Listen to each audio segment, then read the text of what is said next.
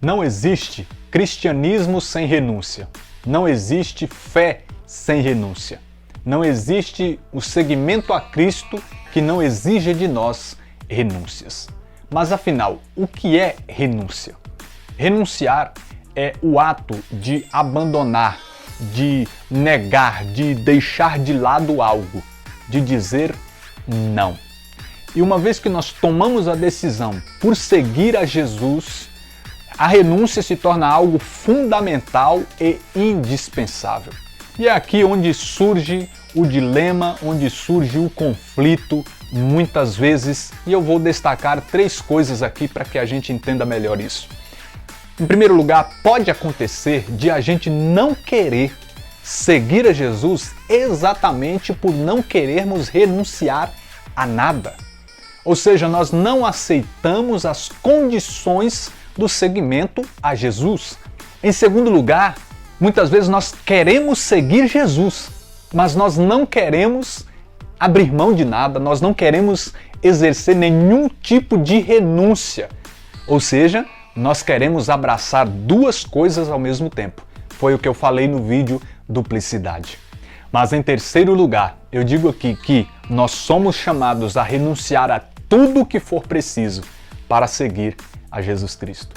E aqui irei falar rapidamente sobre 3 tipos de renúncia, sendo o primeiro deles a renúncia de si mesmo.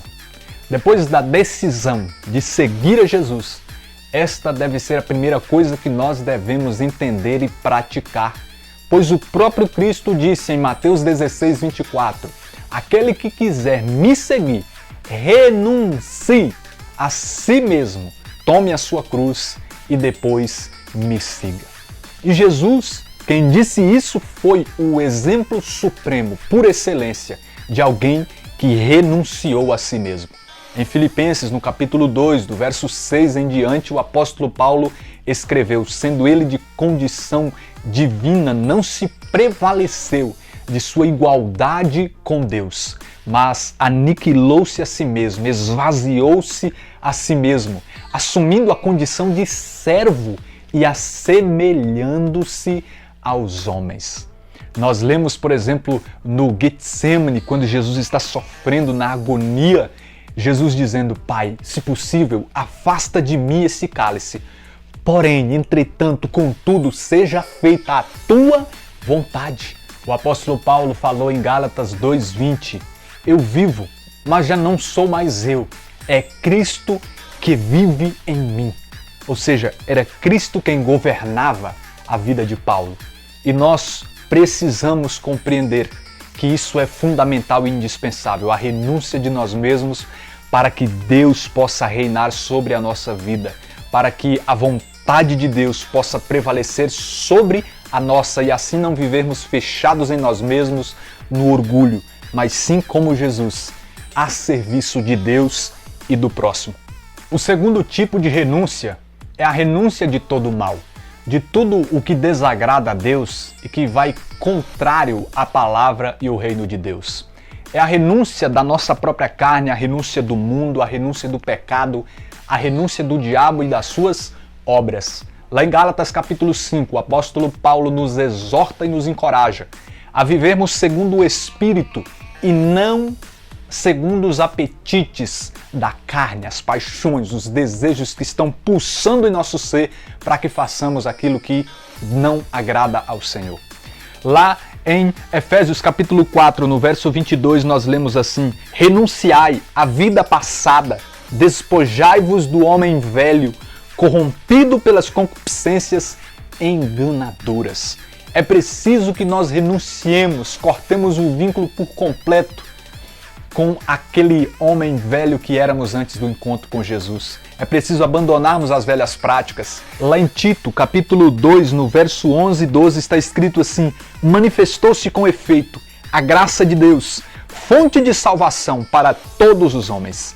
Veio para nos ensinar a renunciar à impiedade e às paixões mundanas e a viver neste mundo com toda sobriedade, justiça e piedade. É preciso nós deixarmos de lado aquilo porque não é da vontade de Deus. O terceiro e último tipo de renúncia eu chamo de renúncia radical. Esse, na verdade, tem um sentido amplo e acaba englobando os outros dois tipos anteriores que mencionei aqui. É nós vivermos o desapego de nós mesmos, o desapego dessa terra, desse mundo, o desapego dos relacionamentos, o desapego dos bens, das posses, da riqueza, do dinheiro. Em Mateus capítulo 4, em Marcos 1, a palavra diz sobre discípulos que, diante do chamado de Cristo, deixaram a barca, deixaram as redes, deixaram a pescaria, deixaram até mesmo o próprio Pai para seguirem a Jesus. Mas eu gosto de como está escrito em Lucas 5,11. Preste atenção. E, atracando as barcas à terra, deixaram tudo e o seguiram. Deixar tudo pelo tudo. Esta é a lógica do Evangelho. Nós precisamos ter um entendimento correto a respeito da renúncia.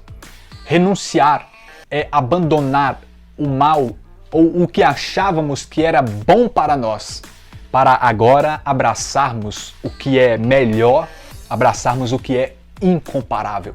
É como eu disse, deixar tudo pelo tudo. O Evangelho fala sim de perdas, de renúncias que precisamos fazer, mas o Evangelho também fala sobre ganhos, sobre recompensas que nós teremos.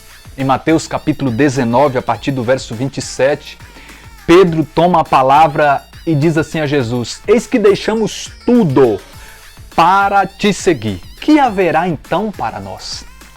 E a partir do versículo 28, Jesus deixa claro para Pedro e para os demais que eles teriam recompensas nessa terra e de maneira plena na vida eterna.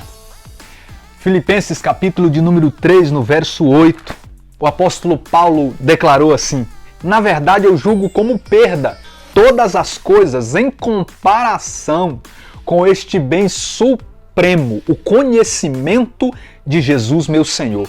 Por ele tudo desprezei e tenho em conta de esterco, a fim de ganhar a Cristo e estar com ele.